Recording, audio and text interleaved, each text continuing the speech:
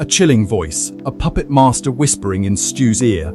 This dialogue unveils the caller's venomous grip on him. By mentioning Kelly and the threat of exposure, he spins a web of fear, transforming Stu into a captive, a pawn in his twisted game. Desperation clawing at Stu, his facade crumbling like sandcastles before the tide.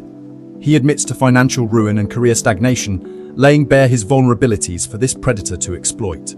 His pleas fall on deaf ears. For now, he is nothing but prey. A cold hand grips Stu's heart. The caller knows everything: his marriage, his affair, even his wife's meticulous habits. This knowledge is a weapon wielded to shatter Stu's defenses and ensnare him in a web of lies. The truth, a jagged shard piercing through the darkness. The caller's intentions are laid bare: a calculated scheme to manipulate Stu for personal gain. His words drip with venom, each syllable driving home the terrifying reality: Stu is trapped in a nightmare he cannot escape. Panic sets in, a suffocating grip on Stu's soul. His desperate attempts to regain control are met with the caller's mocking laughter. The truth is a weapon pointed at his heart, and he knows with chilling certainty that there is no escape. This exchange reveals Stu's initial desperation and the growing sense of paranoia as he attempts to convince Kelly that his situation is not dangerous. The line "he just called me a hooker" highlights Stu's vulnerability and how quickly his carefully constructed image is crumbling. This moment marks a turning point where Stu's desperation escalates into aggression and threats. His use of violent language, "shut up," "get the fuck out," and his insistence on control reveal his fear and instability. This exchange introduces the sniper and establishes his menacing presence. The dialogue highlights his calculated nature and disturbingly calm demeanor as he manipulates Stu. This moment reveals the sniper's manipulative tactics as he uses Stu's fear and desperation to his advantage, highlighting his cold-blooded nature. The sniper's direct threat to Stu highlights his absolute control over the situation. The line "he would take off if I was you" reveals the immediate danger Stu faces and amplifies the tension. This exchange showcases the chilling finality of the sniper's plan. The line "batter up" reveals his twisted sense of humor and anticipation for Stu's death. The sniper's manipulation continues even after killing Leon. He uses Stu's vulnerability to extract a confession and justify his actions, revealing his calculating nature. The sniper's revelation about his past and his justification for killing people reveals a deeply troubled individual who has been haunted by trauma. The sniper's attempt to connect with Stu on a personal level reveals a desperate need for validation and recognition. The air crackles with desperation as Stu's grip on reality slips. He lashes out at Raimi, accusing him of playing a game he doesn't understand, highlighting the chasm between their worlds. His words drip with a chilling vulnerability, revealing a man teetering on the edge. Raimi, a puppet master weaving his intricate web, senses Stu's hunger for fame. He preys on the man's ego, exploiting his weakness with a calculated whisper, promising fleeting glory in exchange for Stu's devotion. The price of notoriety, however, will be far steeper than Stu could ever imagine. Stu's fragile facade crumbles as anger boils over, masking his deep-seated fear and denial.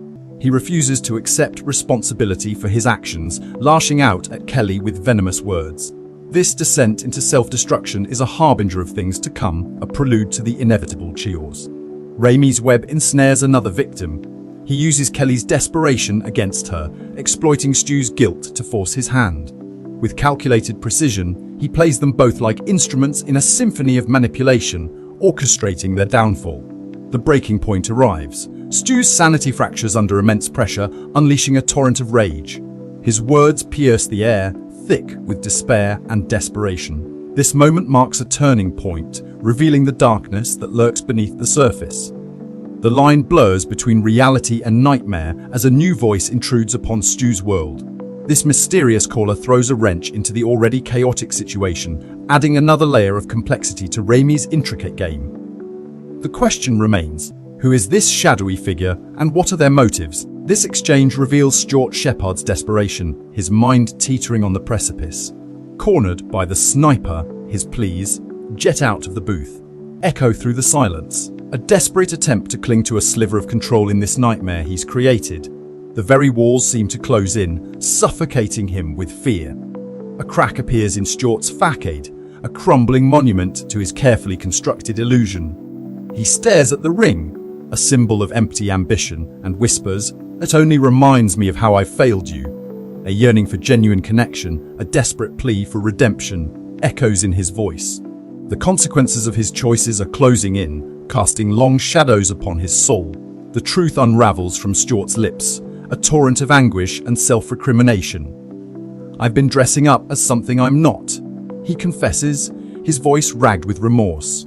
He acknowledges the emptiness of his pursuits, the devastating weight of his neglect.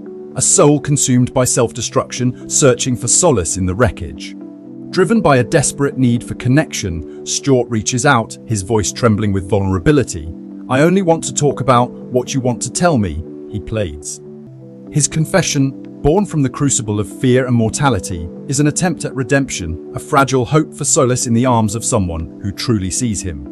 The sniper's voice, a chilling whisper amidst the chaos, weaves a tapestry of terror. He toys with Stuart's fear, manipulating his desperation for control. "They're coming up the stairs. They're coming through that fucking door," he taunts, relishing in the power to orchestrate another life's demise. In a moment of selfless sacrifice, Stuart chooses love over his own survival. He throws himself into the heart of the storm, offering Kelly as a shield against the sniper's wrath.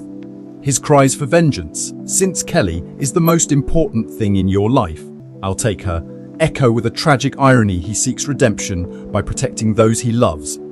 The sniper's final words ring out like a death knell, a chilling reminder of his twisted morality. He revels in his control, leaving Stuart with a haunting question. Isn't it funny? You hear a phone ring, and it could be anybody.